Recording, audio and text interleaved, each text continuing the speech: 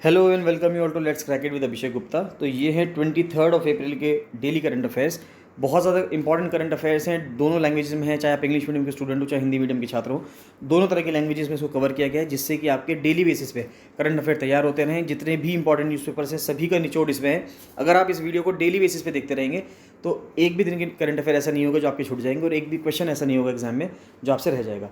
Guys बताना चाहूँगा, अगर आपने let's crack it with Abhishek Gupta का यूट्यूब चैनल सब्सक्राइब नहीं किया है तो जरूर सब्सक्राइब कर लीजिएगा। साथ साथ let's crack it with Abhishek Gupta का फ्री टेलीग्राम चैनल भी है, इसका लिंक आपको वीडियो को डिस्क्रिप्शन में मिल जाएगा। इसको जरूर ज्वाइन कर लेना, इसको ज्वाइन करना बहुत बहुत ज़्यादा ज़रूरी है। गाइस जो कैंडिडेट्स चाहते हैं कि इनको इन करंट अफेयर्स की पीडीएफ मिलती रहे रेगुलर बेसिस पे, तो आप मुझे 7665804421 पर कॉल या मैसेज कर सकते हैं।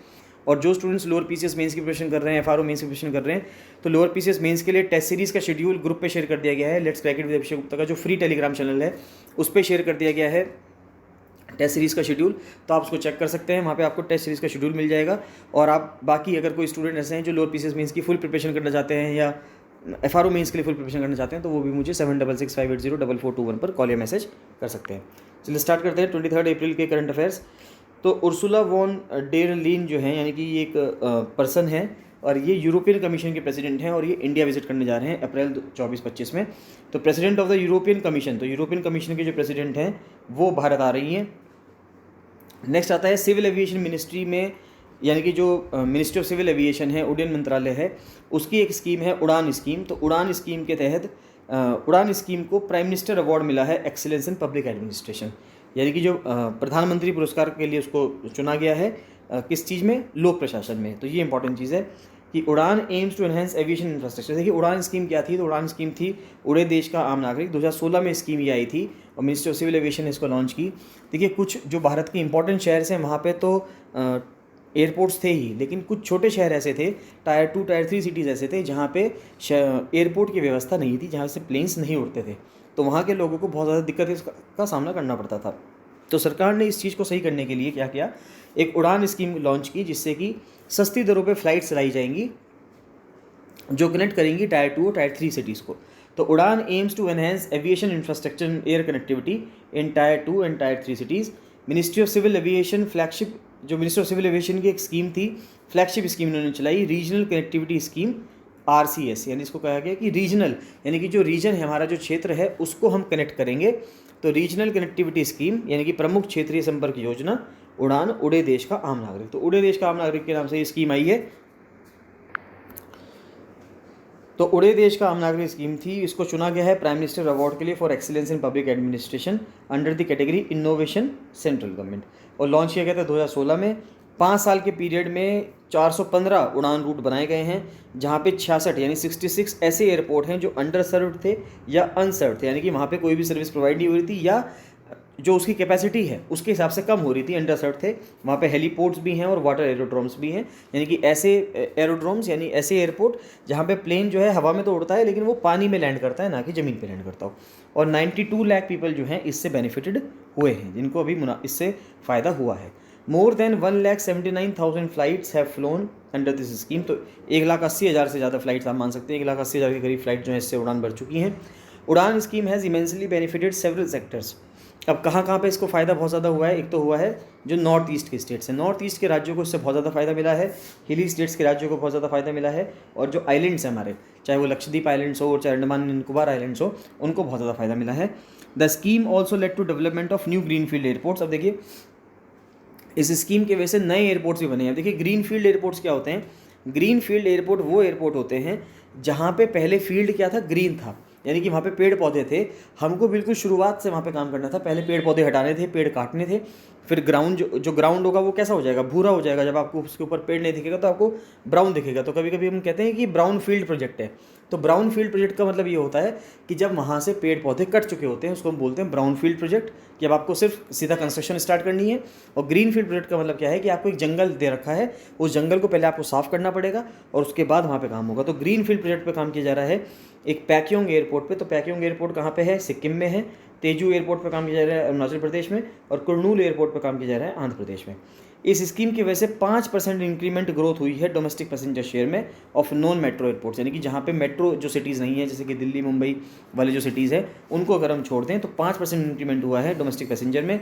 मिनिस्ट्री ऑफ सिविल एविएशन का प्लान है and commit to construct 100 new airports by 2024 in Bharat. तो माना है कि मिनिस्ट्री ऑफ सिविल एविएशन ने कहा है कि वो 100 नए एयरपोर्ट बनाएगा 2024 तक भारत में, विद 1000 न्यू रूट्स अंडर उड़ान RCS scheme by the year 2026, और 2026 तक 1000 नए रूट्स बनाएगा। ये सब तो रही फैक्चुअल बातें, ये जो उड़ान स्कीम के तहत मिनिस्ट्री ऑफ सिविल एविएशन का कहना है।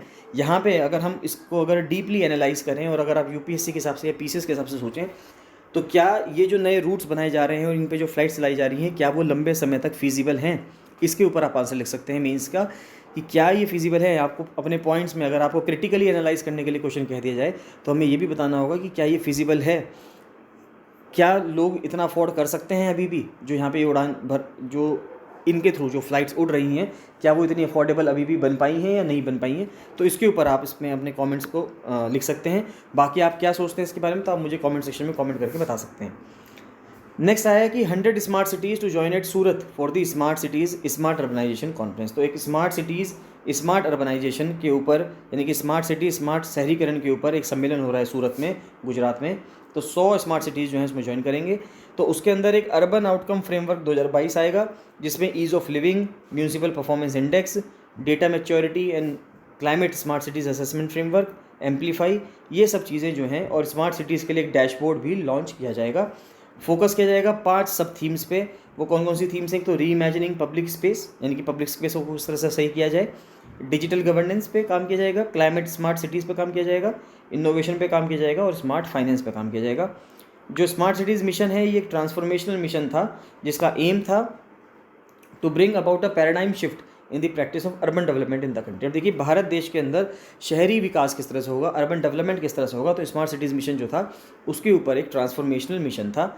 Of the total propose projects under smart cities mission, 7,905 projects worth ₹1,93,000 crore, यानी कि जो 94% बैठता है वैल्यू के साथ, हैव बीन टेंडर्ड सो फार। तो उनका कहना यह है कि 7,900 से ज़्यादा प्रोजेक्ट्स को टेंडर किया जा चुका है, जिनकी कुल लागत 1,93,000 करोड़ रुपये से भी ज़्यादा है। और इनमें से 7,692 प्रोजेक्ट्स ऐसे हैं जिन पे ऑलरेडी वर्क पूरा हो चुका है या पूरा किया जा रहा है, यानी काम किया जा रहा है, जो कि प्रोजेक्ट 1,80,000 करोड़ के हैं। 3800 प्रोजेक्ट्स ऐसे हैं 60,000 करोड़ के, जो फुल्ली कंप्लीट हो चुके हैं और वो ऑपरेशनल हो चुके हैं 10 अप्रैल 2022 तक। ये कहा जा रहा है कि वो 10 अप्रैल 2022 तक फुल्ली ऑपरेशनल हो चुके हैं 3800 प्रोजेक्ट्स। नेक्स्ट आता है 2+2 मीट। अब देखिए, 2+2 मीट बहुत ज़्यादा इंपॉर्टेंट हो रही है दो कंट्रीज़ के फॉरेन रिलेशंस के लिए। अगर इंडिया की अगर हम बात करें, तो इंडिया जो है कई सारे कंट्रीज का 2+2 मीटिंग करता है, जिसमें हमारे डिफेंस मिनिस्टर और एक्सटर्नल अफेयर्स मिनिस्टर जो है, विदेश मंत्री और रक्षा मंत्री, हमारे देश के, भारत के और सामने वाले देश से, जिस भी देश के साथ हम 2+2 मीटिंग करते हैं, उनके साथ मिलते हैं और डिस्कशंस करते हैं कि दो देशों के बीच में जो आपसी संबंध है वो किस तरह से इंप्रूव करेंगे। तो चौथी 2+2 डायलॉग हो रही है इंडिया और यूनाइटेड स्टेट्स के बीच में, वाशिंगटन डीसी में। भारत की तरफ से जो भारत के एक्सटर्नल अफेयर्स मिनिस्टर हैं एस जयशंकर और डिफेंस मिनिस्टर हैं राजनाथ सिंह जी, वो मिल रहे हैं अमेरिकन काउंटर पार्ट से उनके।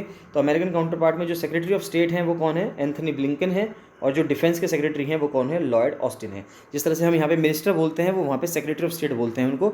तो सेक्रेटरी ऑफ स्टेट है एंथनी ब्लिंकन और सेक्रेटरी ऑफ डिफेंस है लॉयड ऑस्टिन। सवाल कभी कभी ऐसे ही पूछ लेता है, उत्तराखंड पीसीएस ने पहले सवाल पूछा है कि वो पूछ लेंगे कि लॉयड ऑस्टिन अभी न्यूज़ में थे, ये पर्सन किस कंट्री से बिलोंग करते हैं? तो जो लॉयड ऑस्टिन हैं ये यूएस के पर्सन हैं। द 2+2 डायलॉग एक फॉर्मेट है। 2+2 डायलॉग होता क्या है? ये एक फॉर्मेट है of meeting of the foreign and defence minister. जो एक्सटर्नल अफेयर्स मिनिस्टर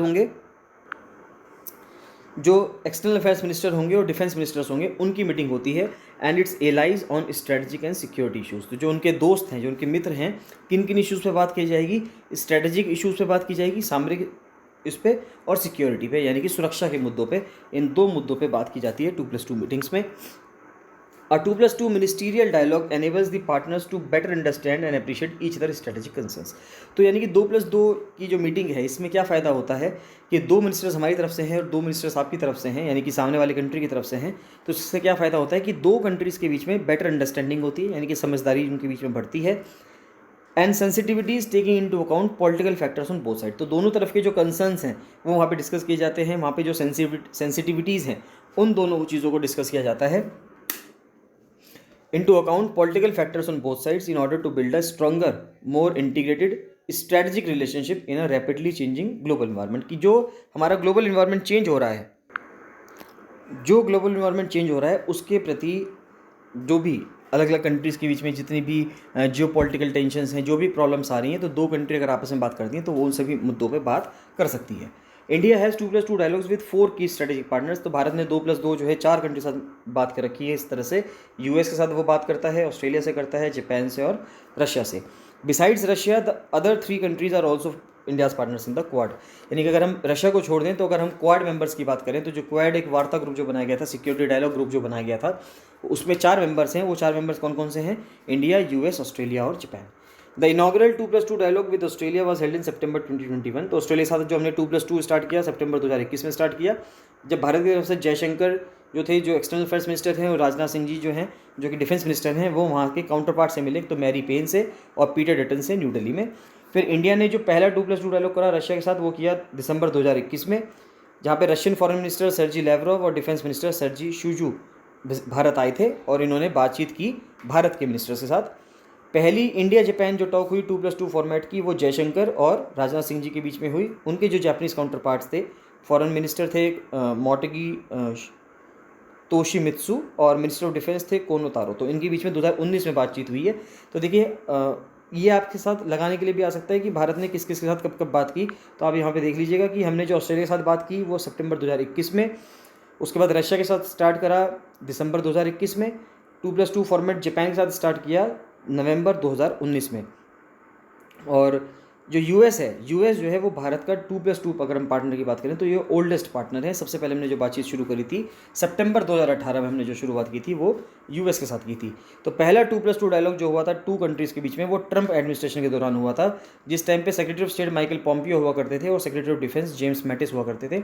और उस टाइम पे सुषमा स्वराज जी और जो डिफेंस मिनिस्टर थे निर्मला सीतारमन जी, न्यू दिल्ली में सितंबर 2018 में उस टाइम पे 2+2 मीटिंग भारत के और यूएस के बीच में हुई थी। यानी कि जो इस टाइम की प्रेजेंट गवर्नमेंट है उनका जब पहला कार्यकाल चल रहा था 2014 से लेकर 2019 तक के बीच में, उस टाइम पे ये वाली मीटिंग हुई थी। नेक्स्ट आता है कि India and the US have signed a Troikaa of fundamental pacts. अब देखिए इंडिया और यूएस के बीच में बहुत इंपॉर्टेंट 2016-2017 का अगर हम पीरियड देखें, उस टाइम पे इंडिया और यूएस के बीच में जो मित्रता है वो थोड़ी सी बढ़ रही थी और इंडिया ने कई सारे एग्रीमेंट पे साइन किया यूएस के, जिसमें से एक था लिमोआ, एक है कोमकासा और एक है बीका। तो देखिए बहुत ही इंपॉर्टेंट ये पैक्ट्स थे जिस पर इंडिया ने साइन किया। लिमोआ है logistics exchange memorandum of agreement, यानी कि जो हमारे लॉजिस्टिक्स हैं, अब यहाँ पे लॉजिस्टिक्स की बात नॉर्मल लॉजिस्टिक्स की बात नहीं की जा रही है, डिफेंस लॉजिस्टिक्स की बात की जा रही है कि जो डिफेंस में हम अलग अलग इक्विपमेंट्स का जो इस्तेमाल करते हैं हमारी सुरक्षा के लिए, उनका मेमोरेंडम ऑफ एग्रीमेंट किया गया कि उनको एक्सचेंज किया जाएगा। दूसरा communications compatibility and security agreement किया गया, एक साइन कोमकासा साइन किया गया। और उसके बाद फिर हमने basic exchange and cooperation agreement 2020 में साइन किया बीका। तो सवाल ये आपसे पूछा जा सकता है कि भारत ने जो लिमोआ, कोमकासा, बीका ये जो एग्रीमेंट साइन किए ये किस देश के साथ साइन किए? तो ये इंडिया ने यूएस के साथ साइन किए। बहुत इंपॉर्टेंट है, सवाल पूछ सकते हैं, ये पूछ सकते हैं आपसे कि कौन सी चीज़ें कब की। तो 2016 में लिमोआ करा, 2018 में कोमकासा करा और 2020 में बीका करा। तो ये भी इंपॉर्टेंट चीज़ है, ये आपसे कुछ भी पूछा जा सकता है, तो इसलिए इसको आप बहुत ध्यान से रखिएगा। नेक्स्ट आता है GS3 की अगर मैं बात करूं तो दिल्ली देहरादून के बीच में जो एक्सप्रेस वे बन रहा है, जिससे कि दिल्ली से देहरादून की दूरी को 200 किलोमीटर को 2 घंटे में कवर करने की जो बात की जा रही है, जो हमारे minister of road transport and highways हैं नितिन गडकरी जी के द्वारा, तो सुप्रीम कोर्ट ने जो चीफ ऑफ पैनल है दिल्ली देहरादून एक्सप्रेस वे का, उसको चेंज कर दिया है। तो supreme court replaced the Uttarakhand chief secretary with the director general of forest. अब देखिए पहले उत्तराखंड के जो चीफ सेक्रेटरी हुआ करते थे वो इस पैनल के हेड थे या इस पैनल के मेंबर थे, उनको इसको हटा दिया गया है और उसकी जगह जो डायरेक्टर जनरल हैं फॉरेस्ट एनवायरनमेंट मिनिस्ट्री के, उनको चेयरमैन बना दिया गया है इस एक्सपर्ट कमेटी का। The replacement of the Uttarakhand chief secretary with CP Goyal. तो CP गोयल हैं जिनको जो कि डायरेक्टर जनरल हुआ करते थे फॉरेस्ट एनवायरनमेंट मिनिस्ट्री के, तो उनको इसका रिप्लेस करके इसका चीफ बना दिया गया है इस पैनल का। अगर हम स्पोर्ट्स की न्यूज़ देखें तो 2026 के जो कॉमनवेल्थ गेम्स होने वाले हैं वो ऑस्ट्रेलिया में होने वाले हैं। तो ऑस्ट्रेलिया का जो रीजनल सेंटर विक्टोरिया रहेगा और कई सारे सिटीज़ हैं ऑस्ट्रेलिया के, चाहे कि वो मेलबर्न हो, गिलोंग हो, बेंडिगो हो, बेलाराट हो और गिप्सलैंड हो, कई सारे, यानी कि मल्टी सिटी इवेंट होगा अलग अलग शहरों में ऑस्ट्रेलिया के, ये इवेंट होने जा रहा है।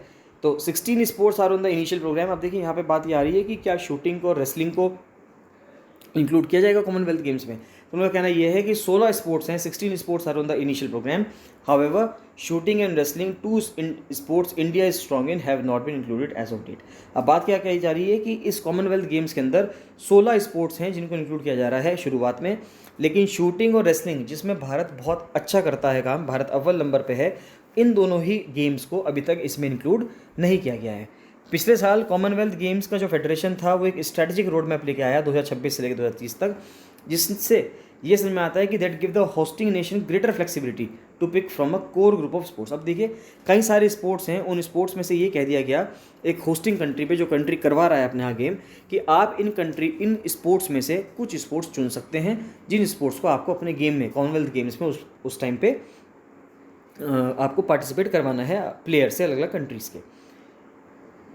दो shooting and wrestling are part of the core list, hosts can also opt for T20 cricket, 3x3 basketball and beach volleyball. अब देखिए शूटिंग और रेसलिंग कोर लिस्ट का पार्ट तो हैं, जो कोर लिस्ट ऑफ गेम्स हैं उनका पार्ट तो है, लेकिन जो होस्ट कंट्री है वो T20 क्रिकेट को भी चूज़ कर सकता है, 3x3 बास्केटबॉल को भी चूज़ कर सकता है और बीच वॉलीबॉल को भी चूज़ कर सकता है। Men's and women's T20 cricket and beach volleyball are part of the 16 sport programme in Victoria. अब देखिए विक्टोरिया में जो गेम होने जा रहा है, 16 स्पोर्ट प्रोग्राम जो होने वाला है, उसमें मैन और विमेन का जो T20 क्रिकेट है उसको भी इंक्लूड कर दिया गया है और बीच वॉलीबॉल को भी इंक्लूड किया गया है। The strategic road map recommends a total of 15 sports to keep the games cost effective with athletics and swimming being compulsory sports.